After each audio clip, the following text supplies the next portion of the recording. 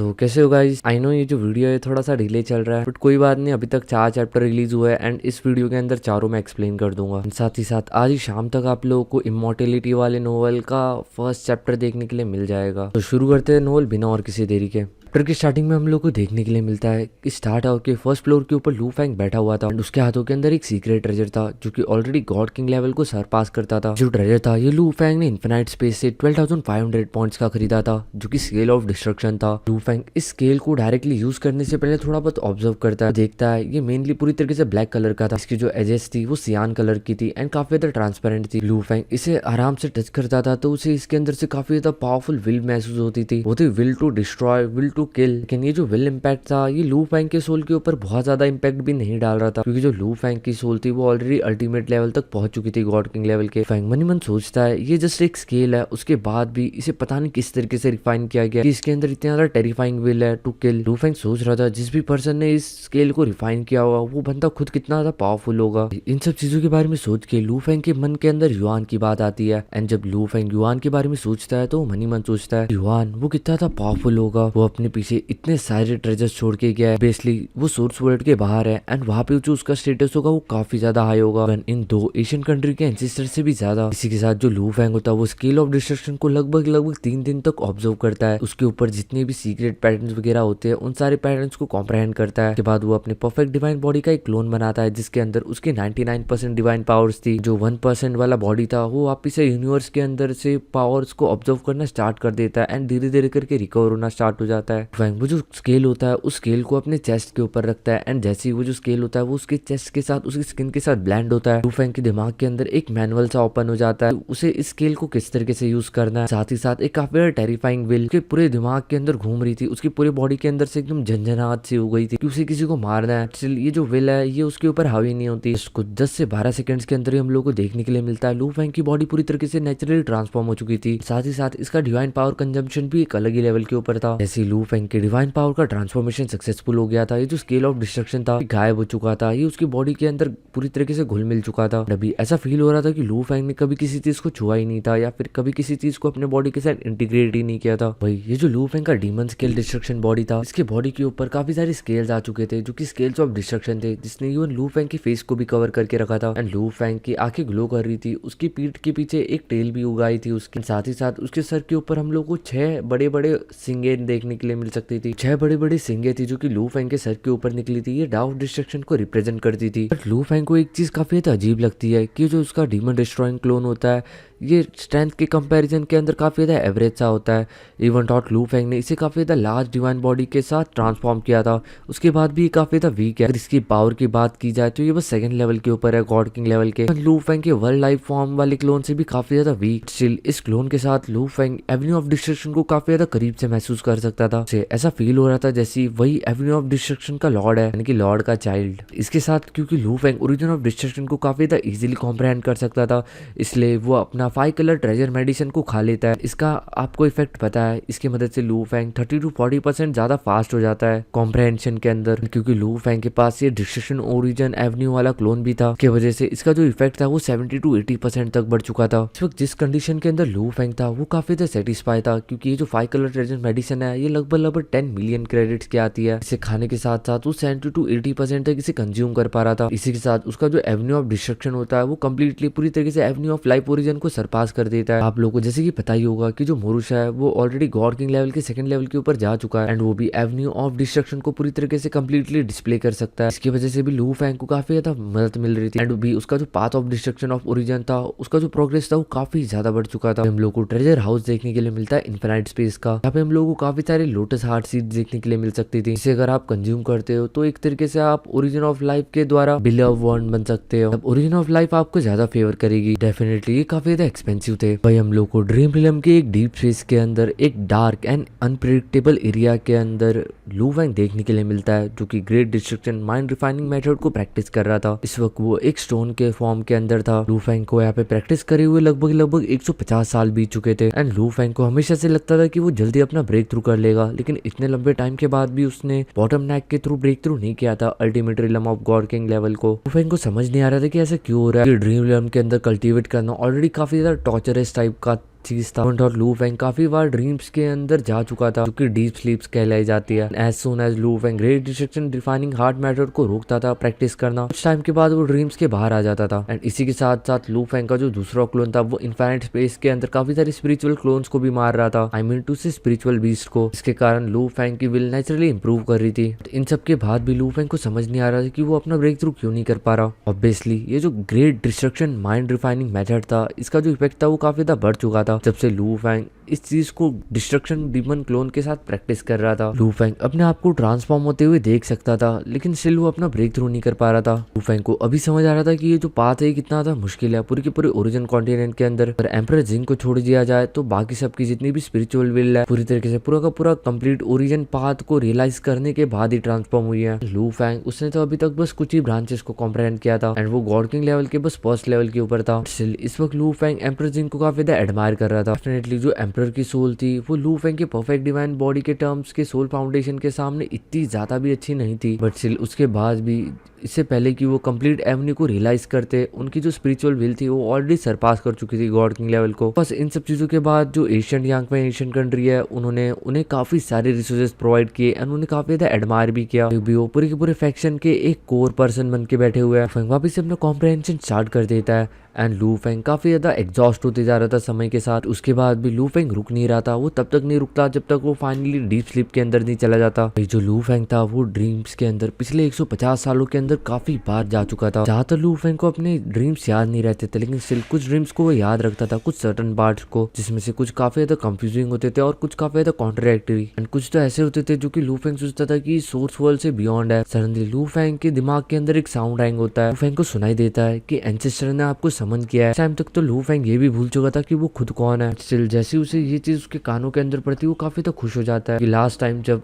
Ancestor ने उसे समन किया था तब उसने ग्रेट अचीवमेंट्स हासिल की थी। उसे समझ नहीं आ रहा था कि इस बार एंसेस्टर उसे क्या रिवॉर्ड देंगे। दिल के अंदर काफी तक खुशी का माहौल था, साथ ही साथ उसके अंदर एक फीलिंग ऑफ एग्जॉशन भी थी, यानी कि काफी ज्यादा थकावट। अचानक से उसके दिल के अंदर एक फियर अराइज होने लग जाता है, क्या एंसेस्टर मुझे पनिश करने वाला है, बट वो मुझे पनिश क्यों करेंगे। तो ड्रीम था ये काफी कंफ्यूजिंग था। एक सेकंड के लिए वो काफी ज्यादा खुश हो जाता था, दूसरे सेकंड में वो काफी ज्यादा डर जाता था। लू फेंग अपने सपने के अंदर एक बहुत बड़ा सा ह्यूज आई देखने के लिए मिल सकता था। ये एंसेस्टर थे जिनके आसपास काफी सारे एंडलेस एवेन्यूज सराउंड कर रहे थे। लू फेंग को बस एक बहुत बड़ी सी आग देखने के लिए मिल सकती थी, जो दिखने में काफी ज्यादा टेरिफाइंग थी। इस आग को देखती है जो लू फेंग होता है वो कांपने लग जाता है। उसकी जो सोल होती है वो एकदम से इस आग को देख के रेबल करना स्टार्ट कर देती है, यानी कि अंधाधुन उस आग के ऊपर अपना कंट्रोल गेन करने की कोशिश करती है। लू फेंग का जो ड्रीम होता है ये सडनली डिसअपियर हो जाता है, यानी कि ये टूट जाता है उसका सपना एंड वो अपनी आंखें खोल लेता है। उसके फेस के ऊपर पूरी तरीके से पसीना हम लोगों को देखने के लिए मिल सकता था, बट वो एक चीज से काफी ज्यादा शॉक था। इस बार कॉन्शियसनेस गेन करने के बाद उसको अपना जो सपना था वो काफी ज्यादा क्लियरली याद था। तो वो आग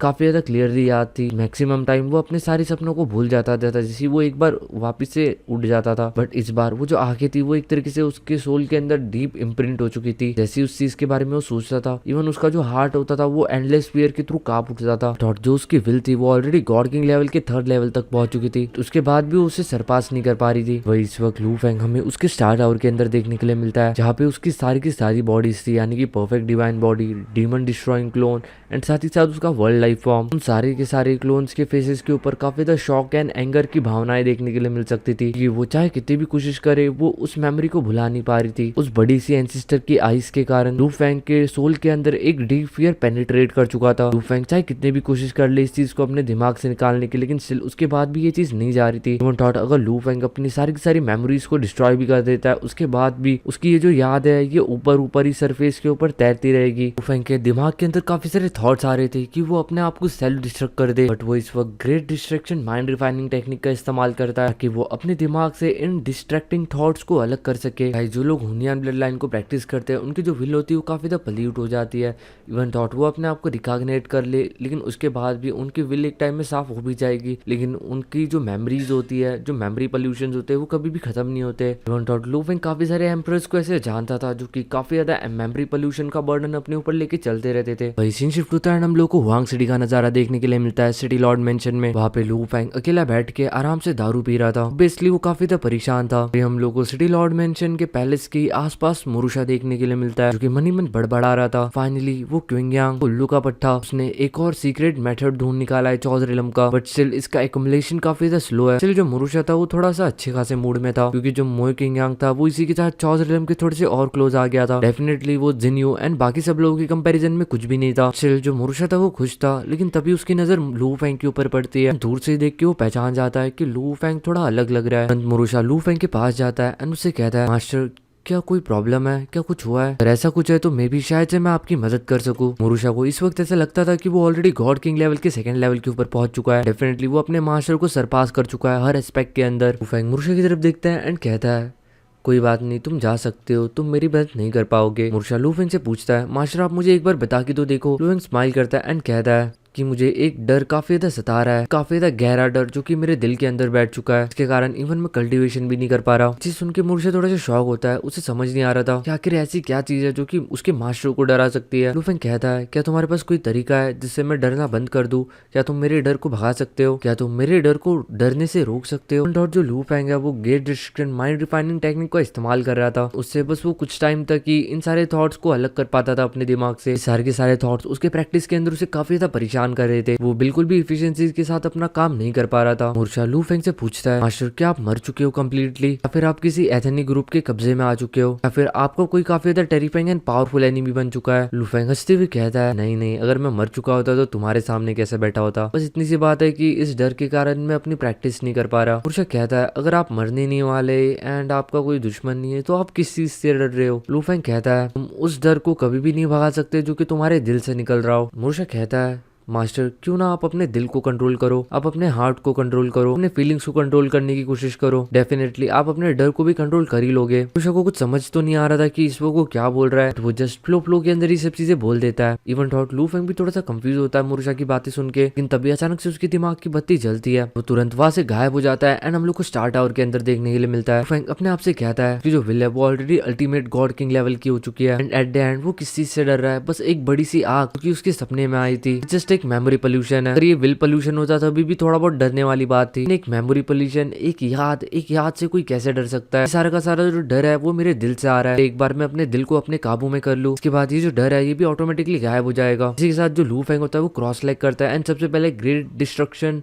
माइंड रिफाइनिंग मेथड को बंद कर देता है। सॉरी गाइस, ये डिस्ट्रक्शन नहीं, ये डिस्ट्रैक्शन है। कई बार मैं इसको डिस्ट्रक्शन बोल देता हूँ। मेनली ये जो मेथड है इससे बस होता ही है कि लू फेंग के दिमाग में जो भी छोटे मोटे इमोशंस या फिर फीलिंग्स वगैरह जो भी होती है वो सारी की सारी साइड आउट हो जाती है एंड लू फेंग आराम से फोकस कर पाता है। लू फेंग इस वक्त great distraction mind refining heart method का इस्तेमाल फिलहाल इस डर को भगाने के लिए कर रहा था, बट लू फेंग फिलहाल इस मेथड को प्रैक्टिस करना बंद कर देता है एंड जैसे वो इस चीज को बंद करता है, लू फेंग के दिल में वापस से वही डर काफी ज्यादा तेजी से आता है। एकदम से उसकी पूरी बॉडी कांप जाती है। स्टिल वो अपने आप को होल्ड करके रखता है एंड कहता है, होल्ड ऑन, मैं किस चीज से डर रहा हूँ? ये बस एक सपना है, इससे मैं नहीं डर सकता। लू फेंग अपने इस डर को हेड ऑन फेस करने की कोशिश करता है। बार बार अपने आप को कन्विंस कर रहा था इस डर को फेस करने के लिए, क्योंकि वो जानता था जब तक वो इस चीज को फेस नहीं करेगा तब तक ये जो डर है वो कभी भी उसके दिमाग से बाहर नहीं निकलेगा। लेकिन जैसे जैसे लू फेंग इस डर को फेस कर रहा था, ये जो डर है वो उसके दिल के अंदर और ज्यादा गहराई के अंदर बसते जा रहा था। टाइम के साथ ये जो डर है ये और ज्यादा बढ़ता जा रहा था, लेकिन स्टिल लू फेंग रुकता नहीं है। जब लू फेंग बहुत ज्यादा ही डर जाता था, यानी कि उसकी हालत कुछ ज्यादा ही खराब हो जाती थी, वो तुरंत great distraction mind refining heart technique को इस्तेमाल करने लग जाता था ताकि वो डर को कम कर सके। लेकिन कुछ टाइम के बाद वो वापस से उस मेथड को बंद कर देता था एंड इस डर को हेड ऑन फेस करने की कोशिश करता था। इसी तरीके से जो लू फेंग है वो लंबे टाइम तक इस चीज को प्रैक्टिस करता रहता है। लगभग हाफ सेंचुरी बीत जाती है। हाफ सेंचुरी के बाद फाइनली जो डर है ये काफी ज्यादा कम हो चुका था। लू फेंग ये जो डर है इसे आराम से बिना great destruction mind training technique के संभाल सकता था। जो डर था ये अभी लू फेंग के लिए काफी ज्यादा नॉर्मल हो चुका था। लू फेंग अपने मन ही मन कहता है, वो जो यूज आई थी जिससे मैं इतना ज्यादा डर चुका था, वो चीज आखिर थी क्या? क्या वो कोई टेरिफाइंग एग्जिस्टेंस था, फिर वो बस एक इल्यूजन था, या फिर एक बस ड्रीम? लू फेंग थोड़ा सा क्यूरियस था इन सब चीजों के बारे में जानने के लिए। तो लू फेंग ने इस चीज को बस अपने सपने के अंदर देखा था। लू फेंग के दिमाग में तभी एक आइडिया आता है क्यों ना वो इस चीज से अपने लिए काफी ज्यादा टेरिफाइंग सीक्रेट टेक्निक क्रिएट करे। एंड ये जो टेक्निक है ये उसके हार्ट के अंदर क्रिएट होगी, जरूरी है कोई विल पावर सीक्रेट टेक्निक होगी या फिर कोई साइकिक पावर की टेक्निक होगी।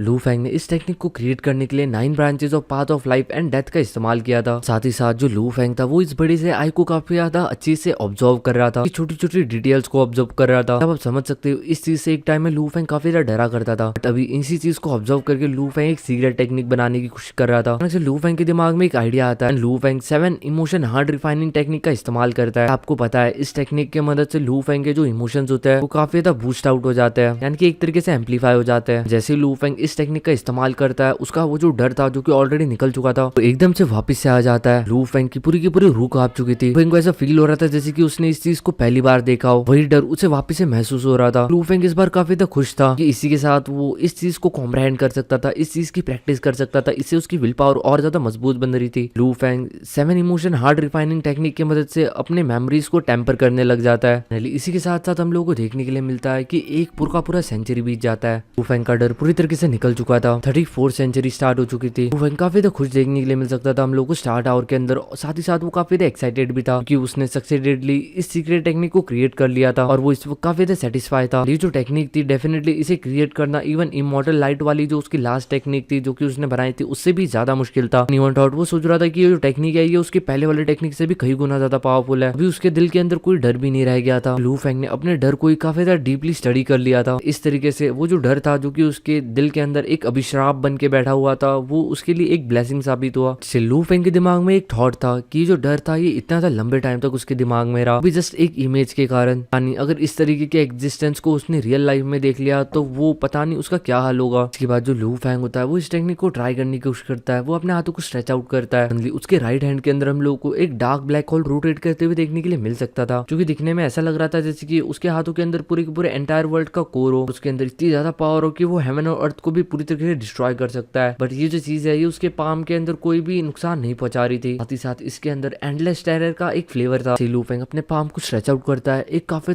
पावरफुल फोर्स बाहर आता है जो कि पूरे के पूरे एंटायर वर्ल्ड मेम्ब्रेन को हिला के रख देता है। इवन जो स्टार टावर की इनविंसिबल मेम्ब्रेन थी वो पूरी तरीके से इनहेलिटेड हो चुकी थी। एक तरीके से वो आउटसाइड वर्ल्ड के सोर्स मेम्ब्रेन को देख सकता था। इससे देखा जाए तो एक एनर्जी ऑरा का एक बहुत बड़ा सा विस्फोट सा हुआ था। फेंग इस अटैक से काफी ज्यादा सेटिस्फाई था। लू फेंग समझ चुका था कि वो इस अटैक को मास एक्सटेंशन के लिए इस्तेमाल कर सकता है, यानी कि जब लू फेंग को एक ही बारी के अंदर काफी सारे लोगों को मारना हो तब वो इस अटैक का इस्तेमाल कर सकता है। इसी के साथ हम लोग को देखने के लिए मिलता है कि लू फेंग की वो जो मेमोरीज थी वो ड्रीम मेमोरीज अभी उसे और ज्यादा परेशान नहीं कर रही थी। साथ ही साथ वो काफी ज्यादा लंबे टाइम से ग्रेट एक्सटेंशन स्टाइल का इस्तेमाल कर रहा था, यानी कि उसका जो 7 इमोशन हार्ड रिफाइनिंग मेथड था उसका, इसके कारण उसका जो माइंड था वो भी थोड़ा सा फटीक हो गया था, यानी कि वो थक चुका था। इसलिए वो अपने बॉडी को और अपने माइंड को रिलैक्स करने के लिए फाइनली थोड़ा सा अपने रूम से बाहर जाने के बारे में सोचता है। इसलिए वो तुरंत अपने एक क्लोन को हुआंग सिटी के अंदर भेज देता है ऐसे ही घूमने के लिए। घूमते जो लू फेंग का ये जो क्लोन था ये सोच रहा था उसे फूड किंगडम से बदला लेना था, बट वो अब तक अपने मास्टर का बदला नहीं ले पाया। वो अब तक ये भी नहीं जानता कि फूड किंगडम वो कितना ही ज्यादा पावरफुल है। फूड किंगडम के डायरेक्शन के अंदर चला जा रहा था। रास्ते में चलते चलते लू Feng 7 emotion refining hard method का भी इस्तेमाल कर रहा था। पता चलता है कि जो लॉर्ड ऑफ टियांगकुंग है उसकी फूड किंगडम के अंदर काफी ज्यादा बैड रेपुटेशन है। वो इस जगह के ऊपर काफी सारे लोगों को ऐसी अंधा मारते रहता है। उसके बाद भी फूड किंगडम के अंदर की जो लास्ट सिटीज है वो स्टिल काफी प्रॉस्परस है। फेंग काफी सारी सिटीज के अंदर गया था एंड जगह जगह पे उसने काफी सारा खाना खाया, म्यूजिक सुना, साथ ही साथ मैजिक भी देखा। जो भी चीज लू फेंग एंजॉय कर रहा था उसे 100 टाइम्स 1000 टाइम्स ज्यादा अच्छी तरीके से एंजॉय कर पा रहा था, क्योंकि वो 7 इमोशन रिफाइनिंग हार्ट मेथड का इस्तेमाल कर रहा था। लेकिन जो चीज लू फेंग को बेकार लगती थी उसे लगभग 1000 गुना ज्यादा बेकार लगने लग जाती थी। इसलिए जो लू फेंग का मूड था वो टाइम के ऊपर फ्लक्चुएट हो रहा था। एक जगह पे जब लू फेंग खाना खाने के लिए गया था तो वहाँ का जो शेफ होता है वो लू फेंग को कोई नॉर्मल पर्सन समझ के अपने रेस्टोरेंट के एक नॉर्मल से कुक को खाना बनाने के लिए कहता है। वो जो कुक होता है वो भी कैजुअली खाना बना के लू फेंग के सामने परोस देता है। जब लू फेंग उस खाने को खाता है उसका पूरा का पूरा मूड खराब हो जाता है, कि अगर वो खाना थोड़ा सा भी बेकार होगा तो वो लू फेंग को 1000 गुना ज्यादा बेकार लगेगा। इसलिए लू फेंग गुस्से में आके पूरा का पूरा दुकान स्मैश करके यहाँ से निकल जाता है। लेकिन वही जो चीज लू फेंग को अच्छी लग रही थी वो लगभग 1000 गुना ज्यादा अच्छी लग रही थी। इसलिए लू फेंग जगह जगह के ऊपर अपने पैसे भी उड़ाया जा रहा था। पूरा टाइम लू फेंग का मूड इसी तरीके से चलता रहा था। कहीं कहीं पे वो काफी ज्यादा हंसता था तो कहीं पे वो काफी ज्यादा इमोशनल हो जाता था तो कहीं पे वो काफी ज्यादा गुस्से में आ जाता था। फाइनली जो लू फेंग होता है वो फेंगजुआ टावर के अंदर जाता है, क्योंकि इसके बारे में उसने काफी ज्यादा सुना होता है कि फेंगजुआ टावर के अंदर के जो म्यूजिशियंस है वो टॉप 10 के अंदर आते हैं एंटायर फूड किंगडम के अंदर। इसलिए जो लू फेंग होता है वो अपनी खुद की बनाई हुई वाइन लेके इस जगह के ऊपर जाता है एंड वहाँ पे वो एक लड़की का म्यूजिक सुनता है। लू फेंग अपनी खुद की वाइन इसलिए पी रहा था क्योंकि उसको यहाँ के वाइन के ऊपर भरोसा नहीं था एंड वो वापिस अपना मूड नहीं खराब करना चाहता था। ये जो लड़की थी जो कि लू फेंग के सामने परफॉर्म कर रही थी, इसके स्नो व्हाइट कलर के विंग्स थे, साथ ही साथ उसके बॉडी के ऊपर भी कुछ व्हाइट कलर के फर्स थे, दिखने में काफी ज्यादा क्यूट सी लग रही थी, इसी रैबिट की तरह। भाई इसके हाथों में एक अलग सा इंस्ट्रूमेंट था जिसका जो साउंड था वो काफी ज्यादा पीसफुल था, आराम से लू फेंग के सोल को पेनिट्रेट कर पा रहा था, वो भी 1000 गुना ज्यादा ताकत के साथ। डेफिनेटली ये जो लड़की थी ये एक इटर्नल ट्रू गॉड थी, बट स्टिल ये चौधरी के काफी ज्यादा नजदीक थी, ये जल्दी अपना ब्रेक थ्रू करने वाली थी क्योंकि इसका जो टैलेंट था वो काफी अच्छा खासा था। इसलिए लू फेंग के टेक्निक के साथ ये जो टैलेंट था ये काफी ज्यादा एम्पलीफाई होकर उसे मिल रहा था। जो लू फेंग होता है वो डेफिनेटली इस लड़की को काफी ज्यादा एडमायर करता है एंड इस लड़की के लगभग 12 से 13 सॉन्ग सुनता है।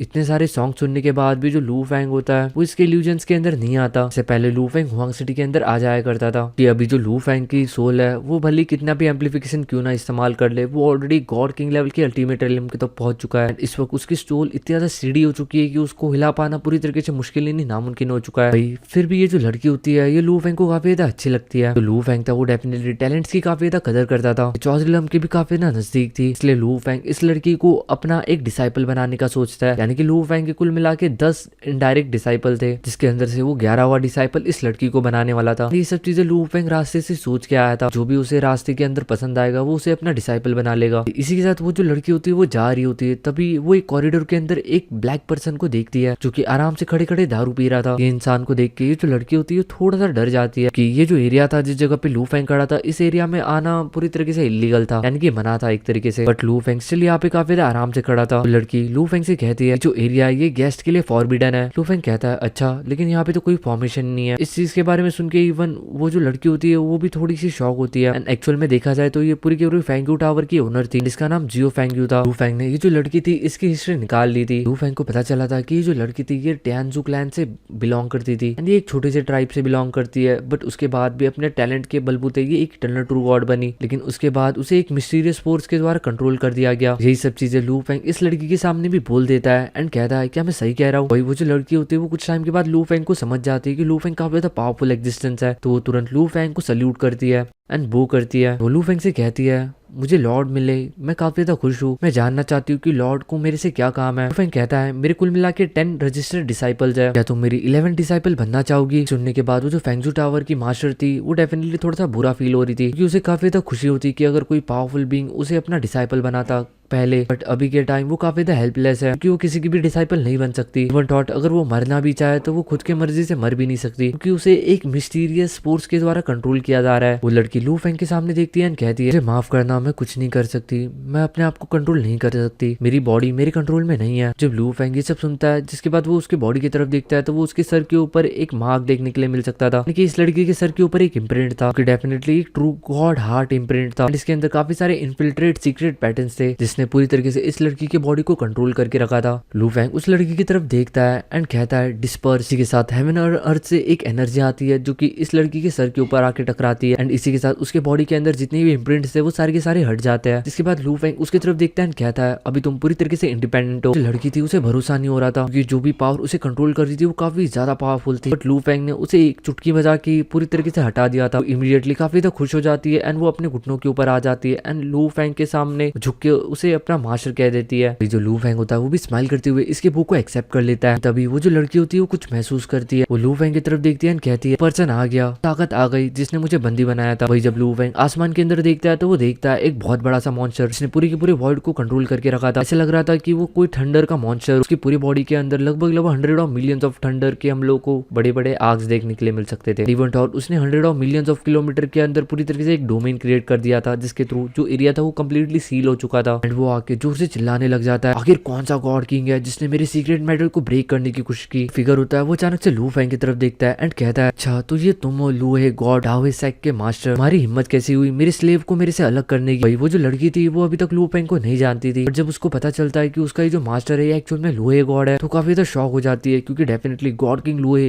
ये काफी ज्यादा फेमस पर्सन था सराउंडिंग एरियाज के अंदर। जब से डावे सेक स्टेबलाइज हुआ था काफी सारे प्रैक्टिशनर्स भागे जा रहे थे इस जगह को ज्वाइन करने के लिए। पता नहीं कितने लोगों ने कितनी ज्यादा मशक्कत की होगी, बट उसके बाद भी लू फेंग के बस 10 डायरेक्ट डिसाइबल बन पाए। बट आज इसकी किस्मत अच्छी थी कि ये लू फेंग की डिसाइपल बन गई। लू फेंग उस बड़ी से फिगर की तरफ देखता है कहता है हाँ तुमने सही पहचाना, मैं लू फेंग हूँ, आखिर तुम कौन हो, तुमने इस तरीके से अपने आइडेंटिटी को छुपा के क्यों रखा है। मैं मानता हूँ कि जब लोग सीक्रेट जगहों के ऊपर जाते हैं तो वहाँ पे अपने आइडेंटिटी को सीक्रेट रखते हैं, बट तुम इस तरीके से खुलेआम सिटीज के अंदर अपनी स्लेव्स के सामने भी अपने आइडेंटिटी को सीक्रेट रख रहे हो। वो जो मैजेस्टिक बीस्ट होता है वो लू फेंग की तरफ देखता है कहता है तुम बस एक फर्स्ट लेवल के गॉड किंग लेवल के वॉरियर, हमारी औकात नहीं है मेरी आइडेंटिटी जानने की। मेरा स्लेव मुझे लौटा दो वरना मुझे मत ब्लेम करना, मैं तुम्हारी पूरी के पूरे डाओ सेक्ट को खत्म कर दूंगा। इसी के साथ वो जो मैजेस्टिक फिगर होता है वो अपने पाम को आगे करता है। वही उसका जो ह्यूज ग्रीन कलर का पाम था उसके अंदर से काउंटलेस थंडर्स बाहर आती है जो कि लगभग इतनी ज्यादा बड़ी थी जो कि पूरी के पूरे एंटायर सिटी को घेर सके। सिटी के अंदर जितने भी काउंटलेस प्रैक्टिशनर्स थे उनकी फटके हजार हो जाती है। जो फेंगू टावर की ओनर थी वो काफी ज्यादा नर्वसली इस फाइट को देख रही थी, वो काफी ज्यादा डरी हुई भी थी। जो लू फेंग होता है वो कैजुअली अपने हाथों को वेव कर देता है, उसके हाथों के अंदर से एक इमॉर्टल लाइट बाहर आती है जो कि चॉटिक होल के थ्रू बनाई गई थी। देखिए लू फेंग की लेटेस्ट टेक्निक का एक छोटा सा नमूना था। उसके हाथ के अंदर से एक नाइफ लाइट बाहर आती है कि उस बंदे का वो जो ह्यूज सा पाम था उसके आसपास घूम जाती है। सडनली हम लोग को चारों तरफ ब्लड उड़ता हुआ देखने के लिए मिल सकता था, यानी कि वो जो पीस था उसका जो पाम था उसके इतने सारे टुकड़े लू फेंग ने कर दिए थे, वो भी पलक झपकते उस बंदे को पता भी नहीं चला था। उसको समझ नहीं आ रहा था, उसे समझ नहीं आ रहा था ये कैसे हो गया।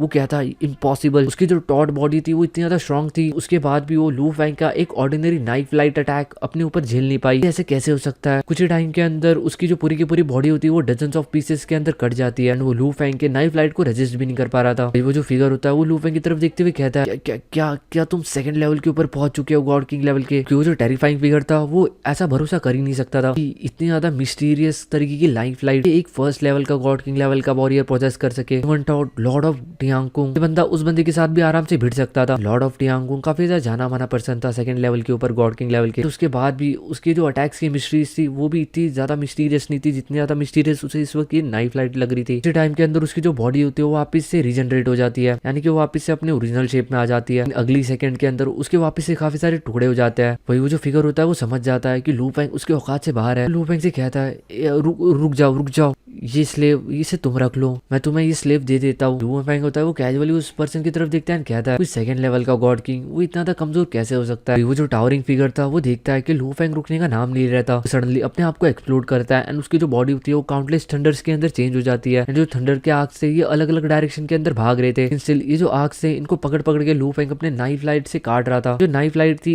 ये लू फेंग एक जगह पे खड़े खड़े कंट्रोल कर रहा था। देखा जाए तो ये जस्ट लू फेंग के पावर का एक छोटा सा नमूना था। इसके अंदर लू फेंग ने कुछ अपनी बहुत ज्यादा ताकत नहीं लगाई थी। वही कुछ टाइम के बाद जब वो फिगर ऑलरेडी यहाँ से भाग चुका था, लू फेंग उसका पीछा नहीं करता एंड जो लू फेंग की नाइफ लाइट होती है वो वापस से आके लू फेंग के पाम के अंदर कंडेंस हो जाती है, उसके पाम के अंदर गायब हो जाती है। जो फेंगू टावर थी वो सही में काफी ज्यादा डर चुकी थी, वो काफी ज्यादा खुश थी। समझ नहीं आ रहा था कि उसका जो मास्टर है वो सही में इतना पावरफुल है एंड उसके अटैक भी इतने ज्यादा टेरिबल है। वही जो लू फेंग था वो भी अपने इस नाइफ लाइट से काफी ज्यादा खुश था क्योंकि इसको इस्तेमाल करने के बाद भी लू फेंग ने अपनी कोई भी पावर खोई नहीं थी। इवन ये जो नाइफ लाइट थी ये कंज्यूम भी नहीं हुई थी, ये गई थी उस बंदे की ढाक टिकी करके वापस से आ चुकी थी। इसके बाद लू फेंग उस लड़की की तरफ देखता है एंड कहता है चलो अब मेरे साथ हुआंग सिटी के अंदर, तुम्हें कुछ प्रिपरेशन करनी है मेरे साथ आने से पहले। वही वो जो लड़की होती है वो लू फेंग की तरफ देखती है एंड कहती है अपने ट्राइब को अपने साथ लाना चाहती हो। लू फेंग ये सुनते ही स्माइल करता है एंड तुरंत अपने बॉडी का एक और क्लोन बना लेता है एंड वो जो दूसरा क्लोन था वो उसे फेंग जो टावर मास्टर के साथ छोड़ देता है एंड जो लू फेंग का जो दूसरा क्लोन होता है वो इसकी पूरी की पूरी ट्राइब को भी उठा के हुआंग सिटी लेके जाता है। वही जो लू फेंग की मेन बॉडी थी वो अभी भी कैजुअली पूरी की पूरी सिटी के अंदर घूम रही थी। तभी लू फेंग को एक मैसेज आता है जो कि किंग ऑफ यू स्टेट की तरफ से आया था, यानी कि अपने बुढ़ाऊ चाचा की तरफ से। लू फेंग से कहते हैं लू फेंग क्या तुम ऑलरेडी सेकंड लेवल के ऊपर पहुंच चुके हो गॉड किंग लेवल के, तुम्हारे बारे में कुछ अफवाहें सुनी है। लू फेंग होता है वो हंसता है एंड इस चीज को डिनाई नहीं करता क्योंकि अगर देखा जाए तो first level of God king and third level of God king यानी कि जो अल्टीमेट लेवल होता है गॉड किंग के, इसके अंदर कोई भी डिफरेंस नहीं है बॉडी के अंदर या फिर डिवाइन पावर या फिर फाउंडेशन के अंदर। जो मेन डिफरेंस होता है वो बस डाओ के अंदर होता है, यानी कि डाओ के अंदर जो ग्रेट डाओ का रिलम होता है वो इतने आसानी से डिस्प्ले नहीं होता, यानी कि जब तक कोई पर्सन आपसे ज्यादा पावरफुल ना हो तब तक आपके डाओ को देख के ये अंदाजा नहीं लगा सकता कि आप कौन से लेवल के ऊपर हो। जो लू फेंग की मिस्ट्रीज थी वो ऑलरेडी एक अलग ही लेवल के ऊपर थी। अगर कोई सेकंड लेवल का गॉड किंग भी लू फेंग को देखे उसके लिए काफी ज्यादा मुश्किल है लू फेंग को इतने आसानी से पहचानना कि लू फेंग फर्स्ट लेवल के ऊपर है या सेकंड लेवल के ऊपर। नेचुरली जो लू फेंग के सीक्रेट मेथड्स थे उसके पास काफी सारे ऐसे मेथड्स जो कि सेकंड लेवल गॉड किंग के थे। तो देखा जाए लॉजिकली तो in profound secret methods and in mysteries के साथ लू फेंग एक सेकंड लेवल का ही गॉड किंग लेवल का वॉरियर है, बट स्टिल अभी तक उसने अपना ब्रेक थ्रू नहीं किया। स्टिल आउटसाइड वर्ल्ड अगर लू फेंग के बारे में यही सब सोचती तो लू फेंग को इन सब चीजों से कोई भी दिक्कत नहीं थी। वही जो बुड्ढा होता है वो इस वक्त सोच रहा होता है कि जो लू फेंग है वो सही में स्ट्रॉन्गेस्ट फर्स्ट लेवल का गॉड किंग लेवल का वॉरियर है पूरी की पूरी हिस्ट्री के अंदर ओरिजिन कॉन्टिनेंट के। लू फेंग है वो बस 2 सेंचुरीज के अंदर अंदर गॉड किंग लेवल के ऊपर ब्रेक थ्रू कर गया। अभी कुछ टाइम ही हुआ था कि वो ऑलरेडी सेकंड लेवल के गॉड किंग लेवल के ऊपर पहुंच चुका है। वही जो लू फेंग होता है वो कहता है इतनी भी ज्यादा तारीफ करने की कोई जरूरत नहीं है, डेफिनेटली ओरिजिन कॉन्टिनेंट के अंदर काफी सारे ऐसे लोग हैं जो मेरे से ज्यादा स्ट्रॉन्ग है। जो बुड्ढा होता है वो लू फेंग को बताता है कि तुम्हारे टैलेंट के साथ साथ तुम्हें थर्ड लेवल के ऊपर यानी कि अल्टीमेट रिलम के ऊपर पहुंचने में ज्यादा टाइम नहीं लगेगा। लू फेंग कहता है भाई तूने क्या हलवा समझ के रखा इस चीज को? भले ही एक टाइम में मैं सेकंड लेवल के बारे में सोच सकता हूँ, लेकिन अल्टीमेट लेवल तक पहुंचना ये इतना भी ज्यादा आसान नहीं है। चीज सुन के इवन बुढ़ा भी कहता है अरे हाँ भाई बात तो सही कह रहा है, क्योंकि ये जो बुढ़ा था ये भी काफी ज्यादा लंबे टाइम से सेकंड लेवल के ऊपर ही था, गॉड किंग लेवल के। ये अभी तक ब्रेक थ्रू नहीं कर पाया था, थॉट ये एक सिंगल ब्रांच भी नहीं समझ पाया था। जल्दी ये जो इन्फॉर्मेशन है वो इवन लॉर्ड ऑफ यांगकुंग के पास भी पहुंच जाती है शी कंट्री के अंदर। वो भी थोड़ा सा कंसर्न हो जाता है, साथ ही साथ वो लू फेंग से थोड़ा सा केयरफुल भी हो जाता है। पता चलता है कि ये जो लू फेंग की ब्लेड लाइट है कोई सीक्रेट वेपन नहीं था, कि एक तरीके की एक कंडेंस पावर थी, कि सही में काफी ज्यादा टेरिफाइंग थी। लास्ट टाइम लू फेंग ने टियानकुन लॉर्ड को हराया था, उस टाइम लू फेंग ने काफी सारे ट्रिक्स का इस्तेमाल किया था, यानी कि उसने अपने काफी सारे क्लोन्स का इस्तेमाल किया था जो कि पूरी तरीके से इंडिस्ट्रक्टेबल थे। बिना उन क्लोन्स के लू फेंग लॉर्ड ऑफ टियानकुन का कुछ भी नहीं उखाड़ सकता था, क्योंकि लॉर्ड ऑफ टियानकुन का जो रिलम था वो काफी ज्यादा डीप था। लास्ट टाइम जब लू फेंग के टियानकुन के साथ फाइट हुई थी वो बस सामने वाले बंदे को रोक रहा था एंड अपने आप को डिफेंड कर रहा था। एंड जो लॉर्ड ऑफ टियानकुन था वो समझ चुका था कि जो लू फेंग का डिवाइन बॉडी रिजर्व है वो काफी ज्यादा बड़ा है, इसलिए उसने उस टाइम लू फेंग से पंगे नहीं लिए थे। बट अगर अभी की सिचुएशन की बात की जाए तो लू फेंग का रिलम है वो भी लॉर्ड ऑफ टियानकुन से काफी ज्यादा हाई जा चुका है। एंड अभी लॉर्ड ऑफ टियानकुन की कोई भी औकात नहीं है लू फेंग के सामने। मैं आपको बता दूं कि लॉर्ड ऑफ टियानकुन को कमजोर मत समझना, ये बंदा इतना ज्यादा पावरफुल है, ये इवन कुछ एम्परर्स को टक्कर दे सकता है। बट शिल्स के बाद भी ये काफी ज्यादा काम रहता है एंड ज्यादा पैनिक नहीं करता, बस ये इतना दिमाग के अंदर रख लेता है कि उसे फ्यूचर के अंदर लू फेंग को इग्नोर करना है। ये जो न्यूज होती है एम्परर यान को भी पता चल जाती है कि जो लू फेंग है वो सेकंड लेवल के ऊपर पहुंच चुका है। साथ ही साथ जो लू फेंग का रिलम है वो काफी ज्यादा इंप्रूव हो चुका है। इवन तो लू फेंग की स्प्लिटिंग स्किल्स भी काफी ज्यादा अलग लेवल के ऊपर जा चुकी है। एम्परर यान जो होता है वो सोचता है लू फेंग क्योंकि उनके यांगफे एशियन कंट्री का ही गेस्ट है तो वो उनके लिए काफी ज्यादा यूजफुल हो सकता है, और वो यांगफे एशियन कंट्री के लिए काम करे तो काफी सारे कामों को वो चुटकियों के अंदर हैंडल कर सकता है। डेफिनेटली अगर वो लू फेंग को थोड़े बहुत वैल्यूएबल ट्रेजर्स वगैरह देते तो लू फेंग इन सब चीजों के लिए मान भी जाता, बट उनके लिए सबसे बड़ा ऑब्स्टिकल था लू फेंग का टीचर यानी कि डीचू। कि डीचू ने पहले लू फेंग को बता के रखा था कि इतने जल्दी तुम यांगफे एशियन कंट्री के बहकावे में बिल्कुल भी मत आना, वो डेफिनेटली आज नहीं तो कल तुम्हें फंसाने की कोशिश करेंगे। एंड ये चीज एम्परर यान काफी अच्छे तरीके से जानते थे, चाहे कुछ भी हो जाए डीचू लू फेंग को इतना आसानी से यांगफे एशियन कंट्री को पूरी तरीके से ज्वाइन नहीं करने देगा। इवन थॉट जो डीचू है वो भी यांगफे एशियन कंट्री का ही है, बट वो यांगफे एशियन कंट्री की असलियत जानता है। एंड ये बंदा दिल का काफी अच्छा है, अपने डिसाइपल्स के लिए तो और ज्यादा अच्छा बन जाता है। सीन शिफ्ट होता है एंड हम लोगों को एक दूसरी जगह देखने के लिए मिलती है, यहाँ पे लू फेंग ऐसे ही कैजुअली घूम रहा था, कुछ लास्ट सिटीज के अंदर आता था शिगाओ के, जो और भी ज्यादा क्रूल एरिया था। लू फेंग आराम से यहाँ पे घूम रहा था, तभी उसे एक वॉरशिप देखने के लिए मिलती है, उसके अंदर काफी सारे void true gods and 100 of true gods बैठे हुए थे। सडनली उनके सामने एक बहुत बड़ा सा यूज सा पॉकेट अपीयर हो जाता है, यानी कि कुछ ब्लैक होल टाइप में, क्योंकि इनकी ये जो वॉरशिप थी इसको पूरी तरीके से निगलने वाला था। लेकिन पहले ये लोग चौकन्ना हो जाते हैं, तुरंत यहाँ से भाग जाते हैं। काफी सारे लोग अपनी काफी सारी सीक्रेट टेक्निक्स का इस्तेमाल करते हैं एंड पलक झपकते यहाँ से काफी ज्यादा दूर चले जाते हैं। जो लू फेंग होता है वो दूर से ये सारा का सारा तमाशा देखता रहता है कि किस तरीके से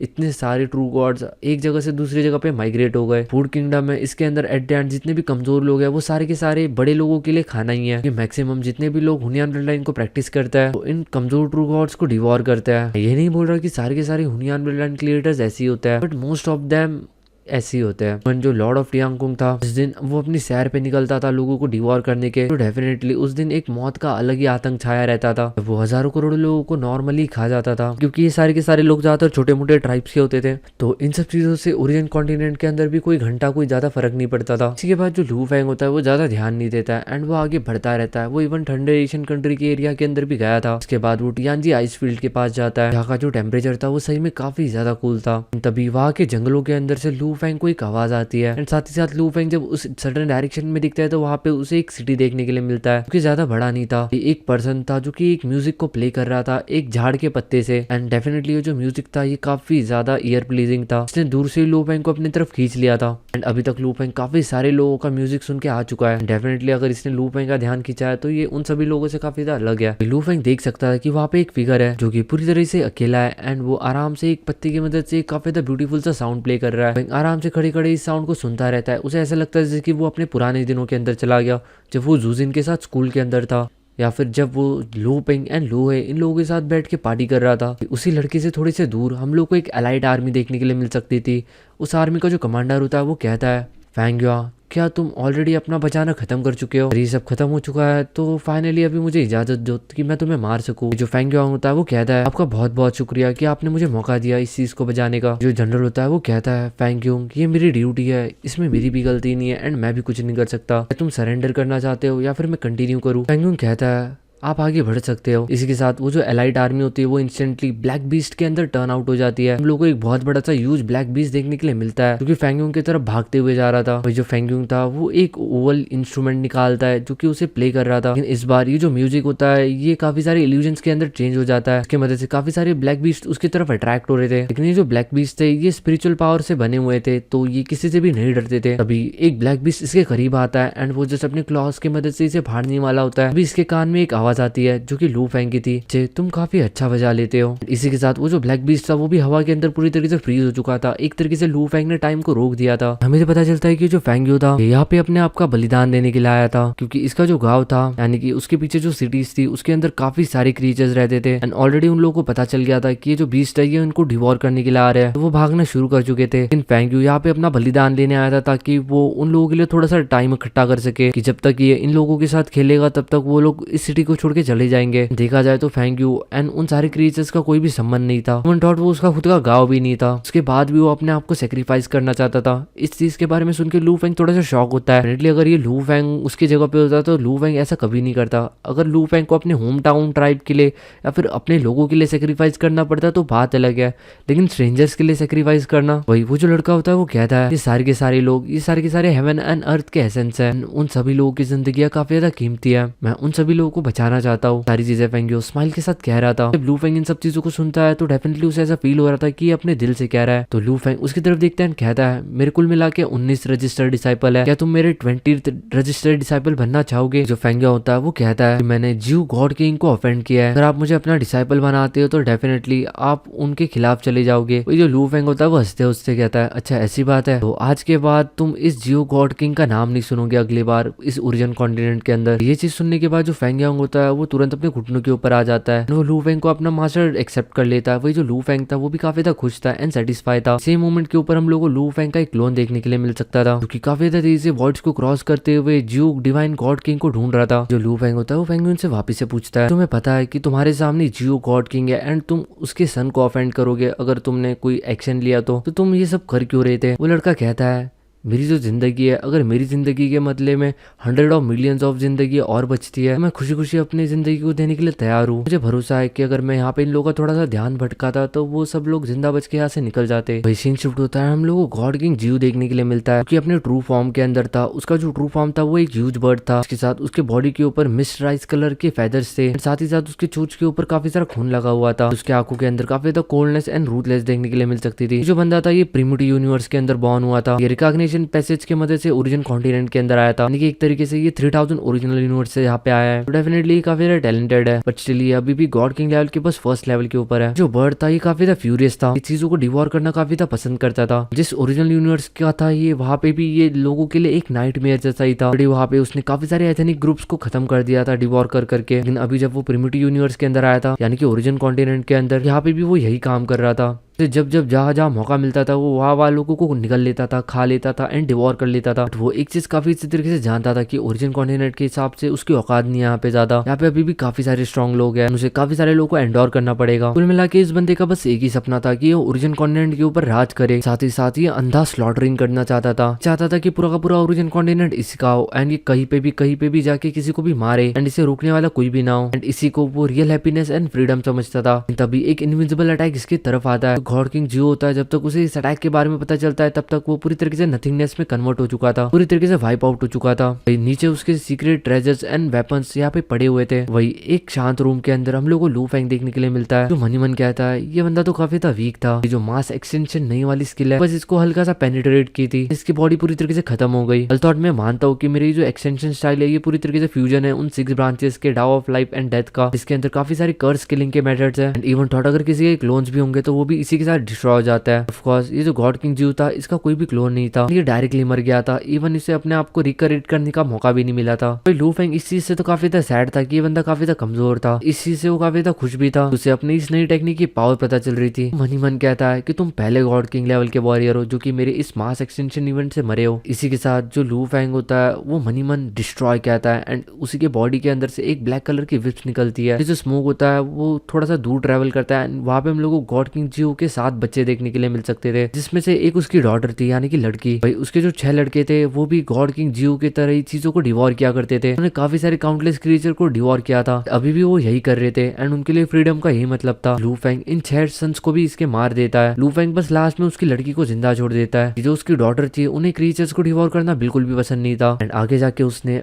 एक गॉड किंग लेवल के वॉरियर को अपना मास्टर भी चूज कर लिया था। इसलिए लू फेंग को ये बंदी सही लगती है एंड वो इसे कुछ भी नहीं करता। जैसे ये जो बंदा मरा था इसी के साथ साथ इसका जो होली लैंड था वो भी पूरी तरीके से थंबा चुका था, जो कि 3000 ओरिजिनल यूनिवर्स इसके अंदर था। इसका जो प्रिमिटिव यूनिवर्स था यानी कि जो उसके होली लैंड के लोग थे उन लोगों को समझ नहीं आ रहा था उनके जो एंसेस्टर है वो मारे कैसे गए, वो इतने आसानी से कैसे मारे गए। जो गॉड किंग जियो के जो डिसेंडेंट्स है वो भी पूरी तरीके से शॉक थे इस वक्त छोटे मोटे यूनिवर्सेस के अंदर। जैसे कि मैंने आप लोगों को बताया कि ये बंदा भी 3000 ओरिजिनल यूनिवर्सेस के अंदर से आया है, जैसे कि लू फेंग 3000 ओरिजिनल यूनिवर्सेस से आया है। तो इस बात को ज्यादा नहीं खींचेंगे एंड आगे जाके हम लोग को देखने के लिए मिलता है गॉड किंग जियो इसके मरने के साथ साथ ये जो न्यूज होती है ये फैल जाती है ओरिजिन कॉन्टिनेंट के अंदर। किसी को भी ज्यादा कुछ घंटा फर्क नहीं पड़ता, कुछ इक्का दुक्का फोर्सेस के अलावा। इनका ये बंदा थोड़ा सा दुश्मन बन के बैठा था। वैसे भी ओरिजिन कॉन्टिनेंट के अंदर सभी लोगों को लगता था किसी भी गॉड किंग लेवल के वॉरियर को पूरी तरीके से मारना इम्पॉसिबल है, रहते ही वो जल्दी से अपने आप को रिकॉग्नाइट कर सकता है। एंड गॉड किंग जियो के केस में भी सभी लोगों को ऐसा ही लग रहा था। वक्त रहते में भी इस पर्सन ने अपने आप को रिकॉग्नाइट कर लिया होगा। हमें ही पता है कि ये लू फेंग के जस्ट एक अटैक के अंदर मारा गया। तो इसी के साथ सीन शिफ्ट होता है, हम लोगों को लू फेंग देखने के लिए मिलता है।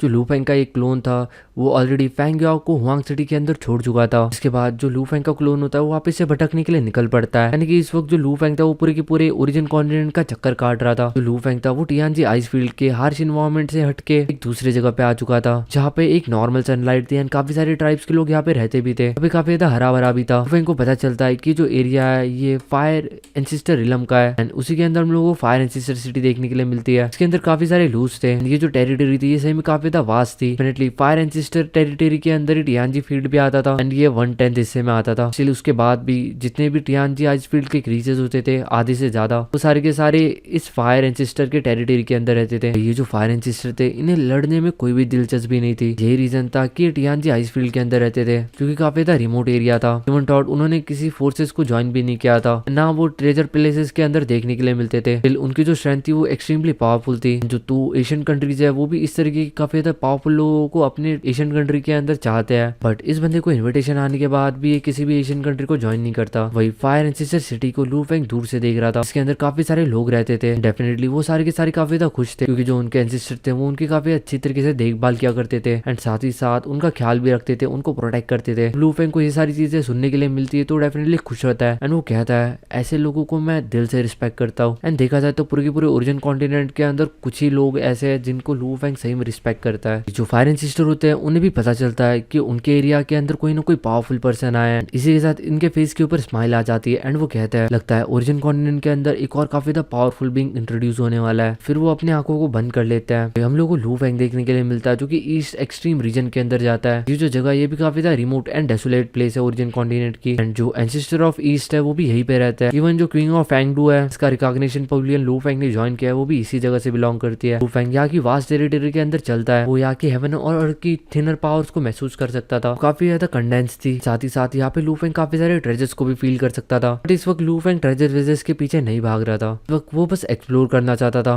के एनवायरमेंट में वो काफी सारे फ्रूट्स को भी देखता है क्योंकि शायद से बस इसी जगह के ऊपर उग सकते थे। लू फेंग यहाँ के इंडिजिनस लोगों की लाइफस्टाइल के बारे में जानता है। यहाँ के जो लोग हैं वो काफी ज्यादा बेसिक वेपन्स के साथ एक दूसरे के साथ फाइट करते हैं, जो कि पत्थर से एंड लकड़ी से बने हुए रहते हैं एंड वो डेफिनेटली एक दूसरे के साथ वैसे तो काफी ज्यादा घुल मिल के रहते हैं एंड वो फ्रूट्स फल इन सब चीजों को खाते हैं। बट स्टिल एक बार अगर उनको गुस्सा आ जाए एंड एक बार वो किसी फाइट के अंदर इन्वॉल्व हो जाए काफी ज्यादा क्रूल बन जाता है। जो क्रीचर्स है इनको एक्सटर्नल चीजों की कोई भी फिक्र नहीं है, ये बस अपने इनर बीइंग को और ज्यादा एक्सप्लोर करना चाहते हैं। यानी कि कुल मिला के ये एक्सटर्नल रिसोर्सेज के ऊपर अपने आप को डिपेंड नहीं रखना चाहते। ये बस अपने अंदर के टाव को पहचान के यानी कि अपने अंदर के डाओ एसेंस को पहचान के उसको कल्टीवेट करके आगे बढ़ना चाहते हैं। इसी तरीके से क्वीन ऑफ फैंगडू का भी जन्म हुआ था, जो कि रिकॉग्निशन पवेलियन की ओनर है। जो लू फेंग था वो भी इनके पाथ को गलत नहीं बोल सकता था। देखा जाए तो इनका जो पाथ था वो ज्यादा मेहनती था, किसी भी एक्सटर्नल फोर्सेस के ऊपर डिपेंड नहीं रहते थे। ये बस अपने अंदर की ताकत को पहचान के उसे और ज्यादा पावरफुल बनाते थे। ये भी एक काफी अच्छा तरीका है कल्टीवेशन करने का। वही लू फेंग इस जगह से भी आगे बढ़ जाता है एंड वो ओरिजिन कॉन्टिनेंट के एंड तक जाता है। वो एंडलेस सीज को देखता है, वो जलते हुए मैग्मा को देखता है एंड वो और भी काफी सारी चीजों को देखता है एंड जैसे जैसे वो घूम रहा था उसे अच्छा लग रहा था। ये जो दुनिया ये काफी ज्यादा एक्साइटिंग लग रही थी।